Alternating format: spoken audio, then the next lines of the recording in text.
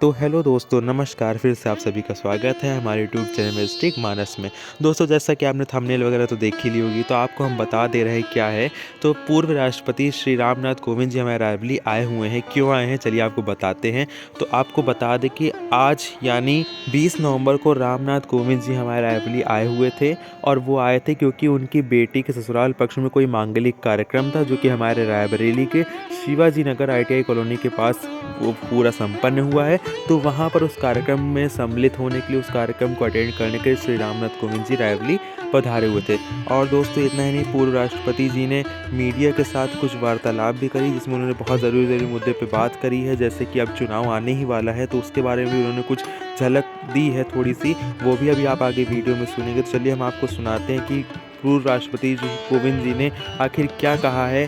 One nation one election जैसे बड़े मुद्दों पर भी उन्होंने बात करी है। और ऐसे बहुत सारे उन्होंने मुद्दे उसमें उठाए हुए हैं जब उन्होंने पत्रकारों से बात करी। सुनिए क्या कहा श्री कोविंद जी ने। चुनाव हुए, उसके पश्चात कुछ विधानसभाओं में कुछ विकृतियां आ गई, उनका समय पहले समाप्त हो गया, राष्ट्रपति शासन लागू हुआ, इसलिए वो समय अवधि समाप्त हो गई। इसके परिणाम जो देखे गए और इस पर बहुत सारी समितियों की रिपोर्ट आई है। पार्लियामेंट्री कमेटी की रिपोर्ट आई है, नीति आयोग की रिपोर्ट आई है, भारत के चुनाव आयोग की रिपोर्ट आई है और कई समितियों की रिपोर्ट आई है, जिसमें उन्होंने कहा है कि देश में वन नेशन वन इलेक्शन की जो परंपरा है वो फिर लागू होनी चाहिए।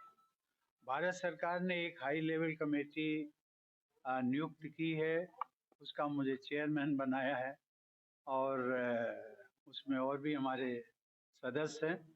हम सब लोग मिलकर के और जनता के साथ मिलकर के एक वाया मीडिया कुछ निकालने की कोशिश कर रहे हैं। सरकार को सुझाव देंगे कि किस प्रकार से इसको इस प्रथा को पुनः लागू कर सकते हैं। मैंने सभी जितने भी राष्ट्रीय रजिस्टर्ड दल हैं उन सबसे भी संपर्क किया है, उनके सुझाव मांगे हैं और कभी न कभी हर राष्ट्रीय राजनीतिक दल ने इसका समर्थन भी किया है। कुछ दल हो सकते हैं, लेकिन हम सबसे रिक्वेस्ट कर रहे हैं कि वे आप हमें सकारात्मक अपना सहयोग हमें इसमें दीजिए, क्योंकि इससे देश का हित है।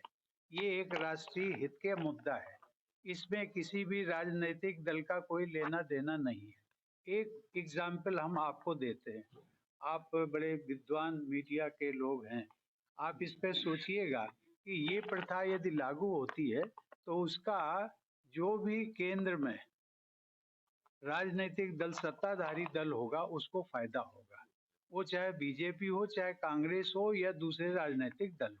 इसमें किसी प्रकार का भेदभाव नहीं है और उससे सबसे बड़ा जो फायदा होने वाला है वो आम जनता को होने वाला है। वो जितना रेवेन्यू जो आएगा, जितनी बचत होगी जा करके, वो आपके विकास कार्यों में लगाया जा सकता है। बहुत बहुत धन्यवाद।